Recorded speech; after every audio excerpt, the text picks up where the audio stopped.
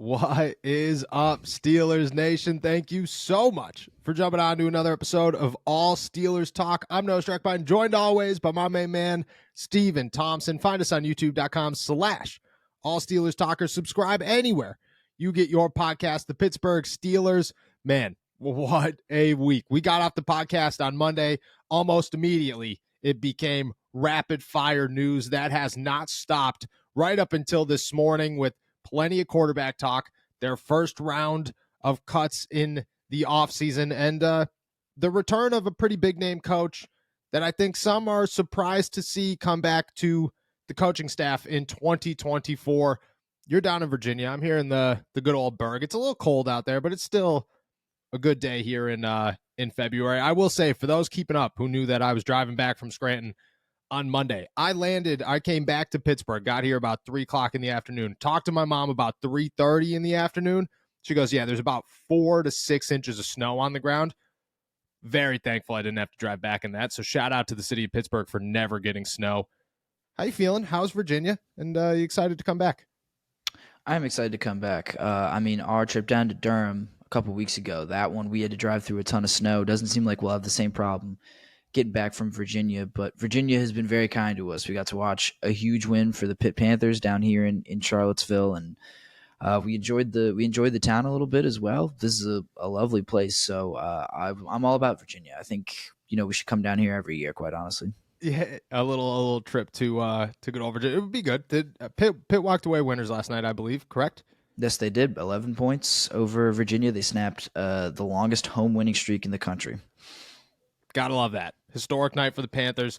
Always good to see. The Pittsburgh Steelers, in the meantime, holding it down here in Pitt, having a good time in the Berg, and seemingly really loving a quarterback that I don't think fans are going to want to talk about, but we'll dive into it. Let's start with the first round of cuts that the Pittsburgh Steelers have made this offseason. They're the first team to make any cuts in the offseason. They get rid of Mitch Trubisky, Chuks Okorafor, and Presley Harvin. Saves them just over $12 million. I believe the number is $12.65 million in salary cap space. They're still about $4 million over the cap number. Easy to get down. We expect more releases to come, more cuts to come. But you look at these first four, what was the message that you saw? What was the message that you believe the Pittsburgh Steelers sent? Yeah, none of these cuts in particular are very surprising. Mitch Trubisky, it felt like he was on his way out ever since he got benched for Kenny Pickett, quite honestly, last year. Chuks Okorafor, kind of the same thing when he got replaced by Broderick Jones, and then Presley Harvin. It felt like they were never going to get rid of him, but that all makes sense. This is, like I said, none of this is particularly surprising, but I think the timing of it is. This is the Pittsburgh Steelers, not really an organization I think of, or at least in my experience, that has been this level of like decisive and quick with their movements, and just really decisive about moves like these. Like it feels like they have at certain times dragged things out a little bit, but this, I think, reflects a very clear vision of what they want for the future. These were obvious moves, but they made them quickly, and they wanted to move on to bigger and better things. So they need to know what kind of cap space they're dealing with, and these are a bunch of big moves that clear up a ton of space for them moving forward. Yeah, I agree. I think that I took it away as they're moving fast. They have a detailed plan, which I think is awesome. In years past, you look at it and you go, the Steelers, like they understand where they are and where they'd like to be, but they're going to play it slow. They're going to take everything a step at a time. It kind of feels like Omar Khan has this laid out and says, look, this is how we're going to get to where we need to be. And this is step one. We're going to make step one immediately. There's no holding back. Then we'll go to step two. Then we'll go to step three. It just feels like they know exactly where they want to be at the end of the offseason and how they have to get there. And the urgency is there, which I think is cool. This is not the same approach that the Steelers have taken in the past. And I think immediately you start to look at that and say, that is, I don't know, that's good news for the Steelers. It's good news for those sitting around wondering how this offseason is going to go and worrying about, on Monday we talked about, this is going to be boring. They're going to go back to their old ways. Immediately the mindset switches and you go, all right, well, look at this team, they know what they would like to accomplish and they're starting to move towards that goal, which is very different. And I think the the plan is there. On the other side of that, Eddie Faulkner returns as running backs coach. He gets an extension. There was, talk obviously earlier in the offseason about, is it going to be awkward having a new offensive coordinator with your old play caller? Eddie Faulkner's a dude that has been around for 5 years now, this guy makes headlines all training camp and OTAs, because all you're doing is filming the wild things that he's putting his running backs through. He's had production in Najee Harris and Jaylen Warren. Are you surprised that he's coming back? You think there's any form of awkwardness that the Steelers have to worry about? I don't think so, really. I don't think that's a problem at all. I really don't think you have to worry about kind of Eddie Faulkner being like looking over Arthur Smith's shoulder. I just don't. I think this is a professional environment. That's not something that you really need to worry about at all. And I think it's a well-deserved extension, and I think it could work out for Eddie Faulkner as well. He's shown a little bit of something as an offensive coordinator. He's developed two really star running backs in Pittsburgh. And when you think about what the Steelers were able to do towards the end of the year last year with him as the offensive coordinator, it was the running game that really stood out the most in their improvements and their gains in that way. Well deserved, and I think this will end up working out for Eddie Faulkner too, because he can be comfortable in this job, but he's shown what he can do as an offensive coordinator. And so, he can use that as kind of a resume builder moving forward, I think. Yeah, I agree. I look at the situation and go, Faulkner's a guy that wants an OC job. He's not going to step on any toes. He's not coming in here to make things weird. I look at it the same way you do. He is deserved. I think it'd be more awkward to try and replace him with another running backs coach when he has such a strong connection and relationship with Najee Harris and Jaylen Warren. Both of those guys pushed for him to remain the offensive coordinator at the end of the season. I think that you want him to be around. I don't think that you're going to get a better running backs coach in the open market, the coaching market anywhere. You got to look at it and say, we need the best coaching staff available. This is the best coach that we can get at that position. I think it's a good move. Don't expect any awkwardness. I think the Steelers coaching staff as a whole right now, where we stand, is very impressive. It's definitely a lot more impressive than it's been in years past. And there's some very young and up and comers on this roster. And I think that's great for, Arthur Smith and all these players and really everybody to just say, hey, look, we're going to take a lot of shots. And Eddie Faulkner is a guy that in a couple of years, the NFL views as a potential offensive coordinator candidate. We might as well keep him on our staff. It's good to have him on our staff. And dude, the guy had 2 400-yard games, which is 2 more than Matt Canada had in nearly 3 seasons. That's a guy that you want around on your coaching staff just to help with game plans. Yeah, absolutely. This guy clearly has some insights that is worth sharing and worth keeping around. So I think to that extent, Steelers are pretty lucky too that this guy didn't get snatched up to be a pass game coordinator or a run game coordinator or something like that too. So a pretty fortunate break for the Steelers as well. Yeah, I agree. Guys, we have gear, new merchandise from AST to Muth, Bleed Black and Gold, Kenny to George, and plenty of others now at our new website, blackandgoldapparel.com. And the coolest part, 50% of all profits at our store go to UPMC Children's Hospital here in Pittsburgh to make sure that we are giving back. We can't thank you guys enough, and we want to show you guys how thankful and how grateful we are for everything by making sure that we do our part to make the community here in Pittsburgh better.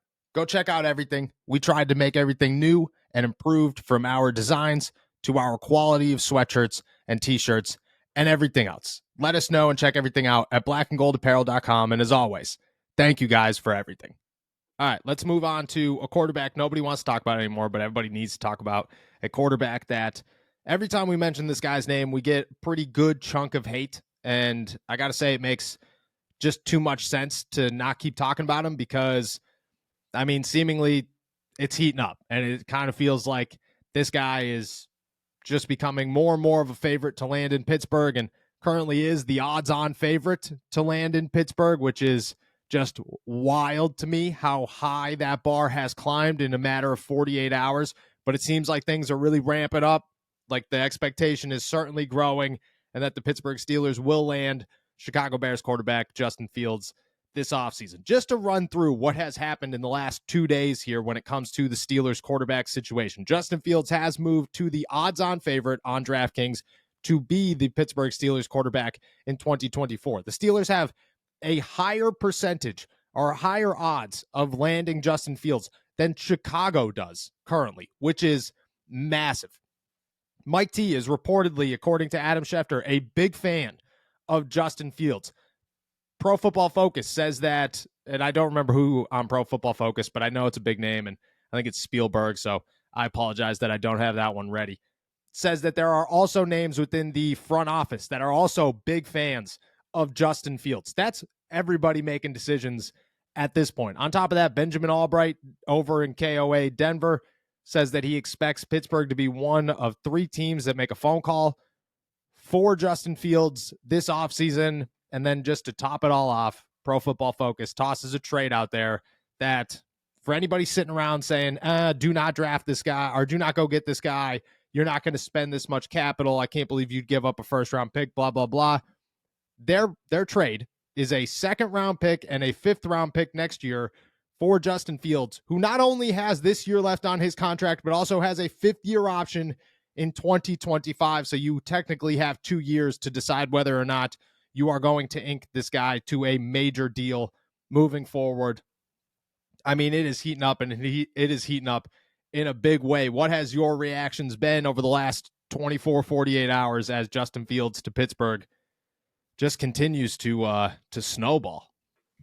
Yeah, my reaction is so there's finally smoke, like Yes. This was always just kind of an idea, this wasn't ever really anything that concrete that we were talking about. It was a suggestion. It was an idea. It was something to get us through the offseason. But now it's real, man. Like this is all this stuff would not be coming out if there wasn't actual real interest between the Steelers and Justin Fields. So yes, it's exciting. It is a really, it's just exciting. I think, this is flashy. This is kind of a sexy move. And just, you have to wait and see if they're actually going to pull the trigger or anything. Because it really, rumors of planned trades or conversations don't really matter unless they result in anything. But I'm excited by this. It's probably the most, it's a fascinating, like how high are the Steelers willing to go for it? Is that second rounder and a fifth rounder? Is that like how real of a price tag is that? Because I think the other thing is no one can kind of seem to agree on how good Justin Fields actually is or how high his ceiling really is. And that makes, I think, putting together a package for him somewhat difficult. But a second and a fifth round pick, that's something you have to leap for, right? Like that's that's not expensive at all in my head for a guy who has a chance to be a first round, a franchise quarterback. I agree. You just look around, like you look at the other options and you say, you could break it down for every one of them. Even before you talk about the trade, you go Ryan Tannehill. We talked about it yesterday when we were on the Bleacher Report app. $4.9 million is his market value. You're only paying $3.25 million for Justin Fields this season. Immediately beats him. Sounds good. ESPN's first mock draft for Field Yates just came out this morning. They're saying Bo Nix in the first round. Sorry, but if I'm using a first-round pick on a quarterback, it's not going to be the guy that everybody's comparing to Kenny Pickett. That just doesn't make any sense at all. So you might as well just spend the money for Justin Fields. So immediately when you talk trade compensation, if you're going to waste a first-round pick on a quarterback, it might as well be a guy who has experience in the NFL and that people want on his football team.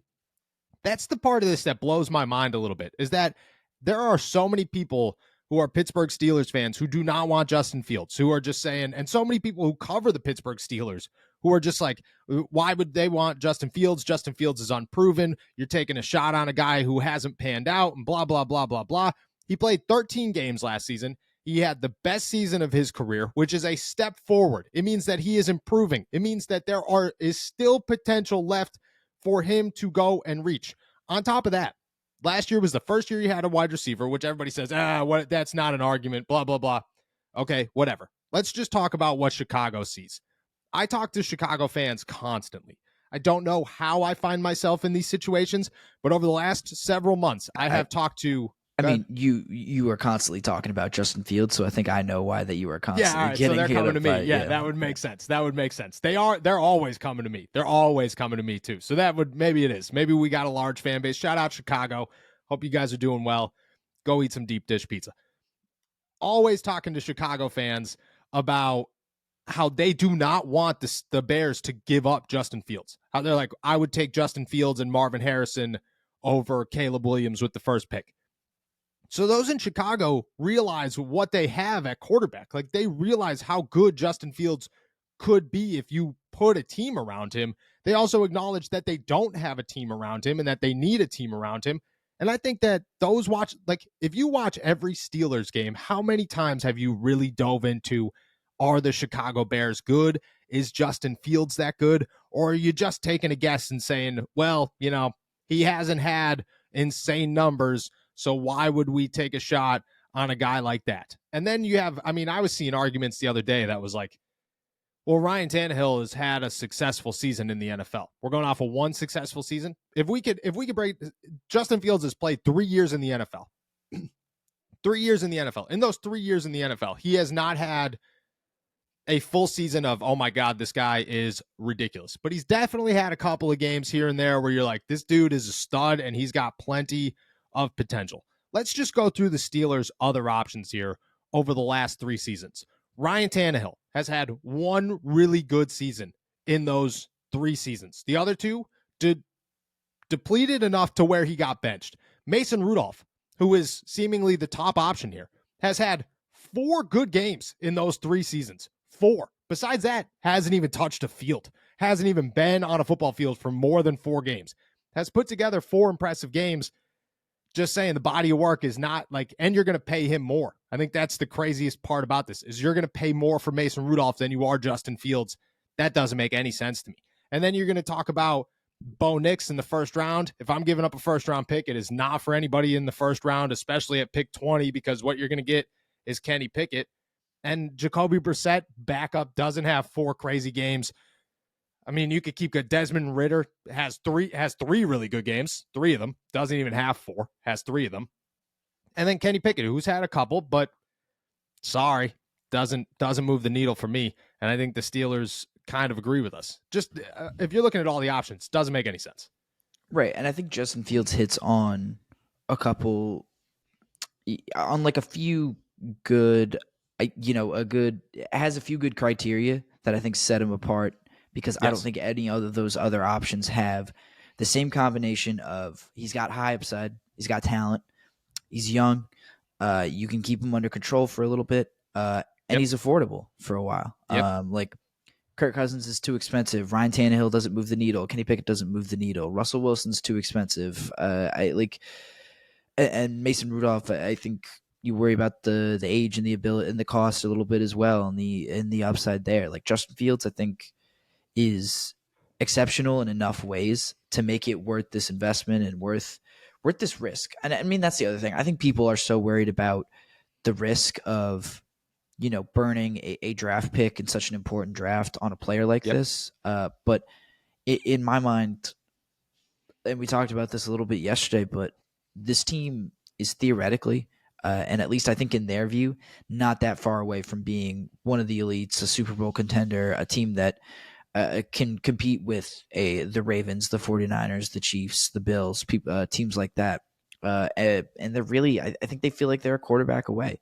And so I feel like in that sense, you have to take a swing on this. And I don't know, just the risk versus the potential reward to me is so worth it. And I don't understand playing scared like that and saying, well, thinking more about how it seems like we're thinking more about how Fields could fail in Pittsburgh versus with these other quarterbacks, we're thinking about, oh, how could we possibly get the most out of Ryan Tannehill? How could we possibly get the most out of Kenny Pickett? And we're thinking about how we could get the least out of Justin Fields. And it just feels like backwards thinking to me.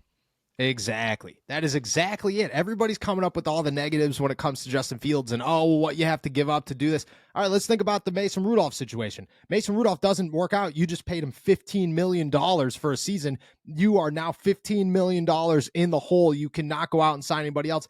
And you just wasted another year because you don't have a quarterback. Ryan Tannehill comes in here and he is not better than Kenny Pickett, and Kenny Pickett is not that good.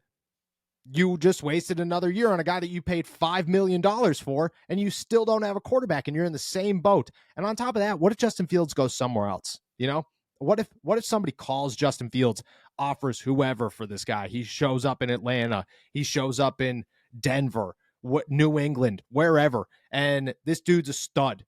And then you're sitting around, well, the Steelers could have had that in 5 years. That's what it was. It's the Lamar Jackson conversation all over again. Well, the Steelers could have had Lamar Jackson. The Steelers could have had Justin Fields. They have an opportunity right here. Like, this is it. And if it was an unreasonable trade, if PFF was tossing out there, first round pick, and some, you're looking at it going, I don't know if the Steelers would make that move. I don't know if Omar Khan and Mike Tomlin are comfortable, or if Art Rooney's going to allow that to happen. A second round, like, what are you getting in the second round that you can't go out? Because again, that all adds up. If you go sign Mason Rudolph for $15 million, that second round draft pick better be an instant starter. It better be a dude who's going to start at tackle, or start at corner, or start at inside linebacker, or start at safety, or start on the defensive line, or wherever, because you cannot sign that position now in free agency.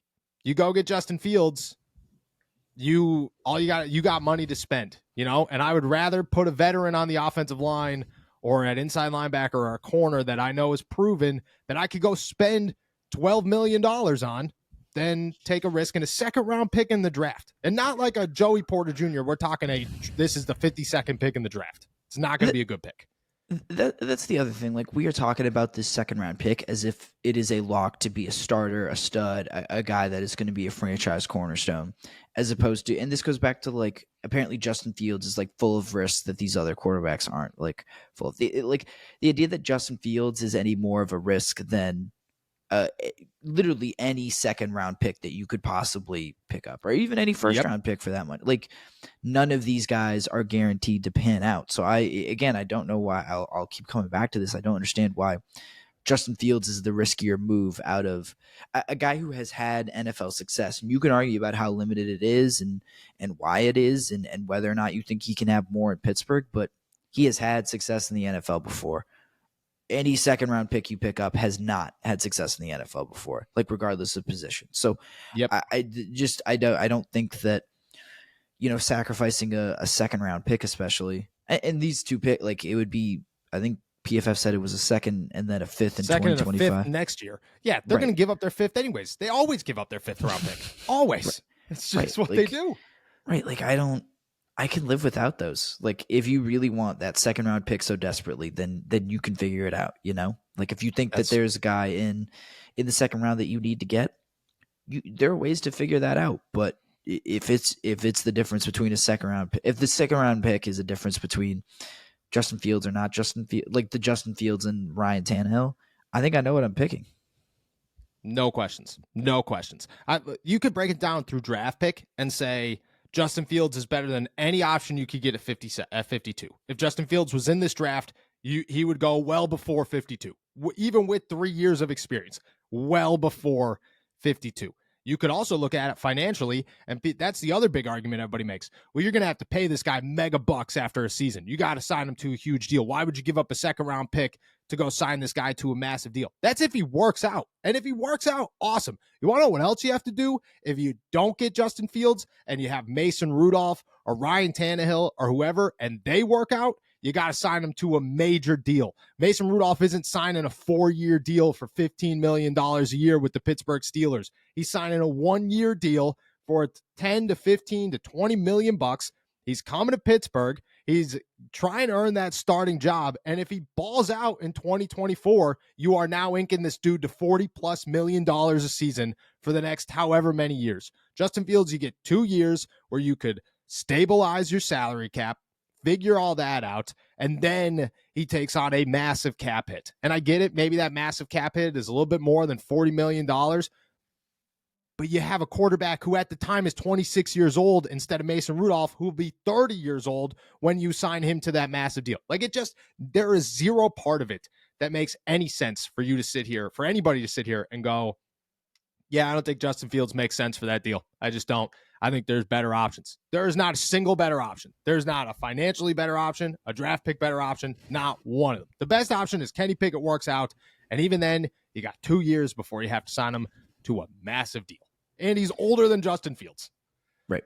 And I mean, and the idea that like our worst nightmare is, oh, this works out and he plays really well, and we have to end up like Yes. signing him to $18 million next year and possibly more. That like that's ideal. That's the going rate for good quarterbacks, man. Like That's what I'm saying. I don't know what to tell you. You have to pay for talent, especially at the quarterback position. So, like this worst nightmare that Justin Fields works out and he asks you for money. Like that means he's playing well. That means the Steelers are playing well. Like that's what I'm saying. like put it together, do the math in your head. Like this is, and then also, I mean, like you said, you buy yourself 2 years of like he's cheap next year, and then even his 5th year option it's only an $18 million cap hit, closer to 19 million.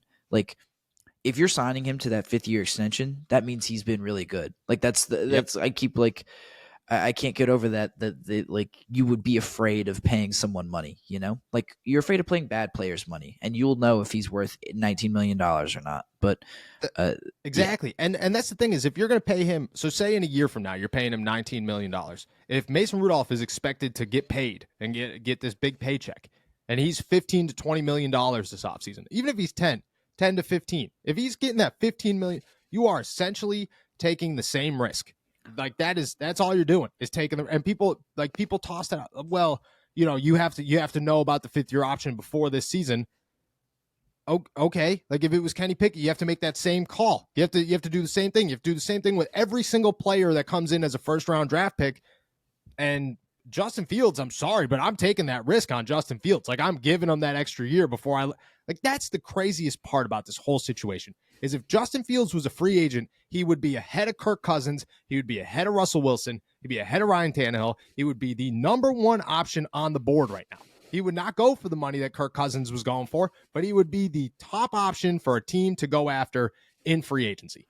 And yeah, like the Steelers had, if it's a trade and a 2nd round pick, wild. Let me just ask this question just to, toss it out there.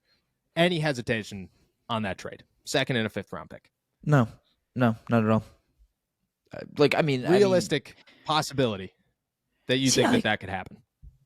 Like, I don't know. Like, I feel like there are always these kinds of trades where, I mean, especially between the Steelers and the Bears, where you see a star player go for nothing, and you're like, I mean, I think about every time DeAndre Hopkins has been traded. Like he like doesn't. I expect him to get like 3 firsts or whatever because that guy's ridiculous. And no, not really. He gets like a couple like late round like day 3 picks or something, day 2, day 3 picks. Like I don't know. I don't think these stars ever end up going for what is advertised or as high as advertised. I still think a 2nd and then a 2025 5th is an absolute steal. I'm not worried about. I'm not losing sleep about that at all. That is stunningly low. That is a stunningly low asking price. We have dropped from a 1st round pick, possibly more, when these rumors first started, to a 2nd and a 5th. Like, are you kidding me? That's and spaced out over 2 years. Like, it's unbelievable that this is even a question to me. That's what I'm saying. Look, I don't think the Steelers are looking for a big splashy trade, and I don't think that they're looking to give up a 1st round pick. I don't think any of that's like really on the table right now. And maybe it could be later, like if they really sit down and they go, wow, free agency was remarkable. We've done so many great things. And then it's like, okay, we need a quarterback. Maybe it's on the table, but for right now, no. A 2nd round pick, that is not splashy. That is not big. That is a very easy move. That is something that, like, Omar Khan is smart. In years past, this would be a no-go for the Steelers. This would be no chance. Kevin Colbert's not making that move. Mike Tomlin's not making that move. Art Rooney certainly is not making that move. Omar Khan, I think, is the type of guy that will sit in a room with these two and say, look, let's just be realistic here right now. We just lost every member of the 2018 draft. Every member of the 2019 draft is pretty close to leaving too. The 2017 draft is pretty close to being gone. Like we are not that great at drafting players right now. We're not doing a good job. Let's try to get some talent and not risk a 2nd round pick. And I think he could convince them to say, yeah, all right, let's go get Justin Fields for 2nd and 5th round pick. Easy money. And that's the thing. That's the other part of this is everybody says, oh, Justin Fields there's no way Chicago would give him up for a second round pick. I think it's like I think it's the other way around. I don't think the Bears have any leverage whatsoever with this. I think they have leverage with the first pick in the draft. You know, you want to give up the first pick in the draft. Awesome. I think if it was the other way, like, you know, if they were looking at it like, well, we have a quarterback and we have the first pick in the draft, so really we could go either way. You want to come give us your best offer, we'll see what happens. When it comes to Justin Fields, like if you're shopping Justin Fields, they're just looking at it, everybody's looking at it going, well, dude, you're about to draft a quarter. Like, what are you going to do with this guy? Yeah, you don't even want this guy. Like, why are you trying to nickel and dime me for him? Like, that's exactly it. They have no leverage. They have zero leverage. So to say, oh, well, he's definitely going, I don't know. I don't know about that. I think if a team is desperate enough, they'll toss one at him. But I don't know if a team's going to be that desperate. Right. And you'll also say, okay, you guys clearly don't like Justin Fields. You don't believe in him. I'll wait until you guys don't pick up his 5th-year option next year, and then I'll go sign him. Like, Exactly. Or I'll wait until the season's about to start and he's on your roster just sitting there, and I'll toss an even worse draft pick. You know what I mean? Because that's the thing, is after the draft, that second rounder goes to like a 4th, and you're sitting there going, well, you going to sit him on your bench all season? Like, that's your option? Caleb Williams isn't going to start for you? Are you serious, pal? You just took him with the first pick in the draft. They have zero leverage. I don't think it's a real possibility that he goes for a first round pick, unless Atlanta's like, dude, we need this guy. It's got to happen. We'll give up whatever. But I think they're crazy if they go and do that, because I just don't look at Atlanta as a Super Bowl team right now, and to go get Justin Fields, like, that's a risk, a risk that maybe they're not willing to take, especially if, they have an option. Go sign Russell Wilson to $1 billion. I think that makes a lot more sense for a team like Atlanta than to give up a first round pick for Justin Fields. For the Pittsburgh Steelers, yeah, go make this happen. No questions asked whatsoever. And I can't wait for everybody to disagree with us, but I'm going to stay true to it until it happens. And then we'll just sit around going, we did that. That was us. You're very welcome. You're very welcome. All right. With that said, we're heading out of here. Thank you guys so much for jumping on to another episode of All Steelers Talk. Make sure to subscribe to us on YouTube, youtube.com/All Steelers Talk. Check us out anywhere you get your podcasts. We are really pushing those audio downloads, so make sure to go subscribe to us on Apple Podcasts, Spotify, Google, wherever you get your podcasts. Find that everywhere. Check all our work out at allsteelers.com, all our pick coverage out at InsideThePanthers.com. We will be back on Friday. Enjoy another beautiful day in the Berg. Peace.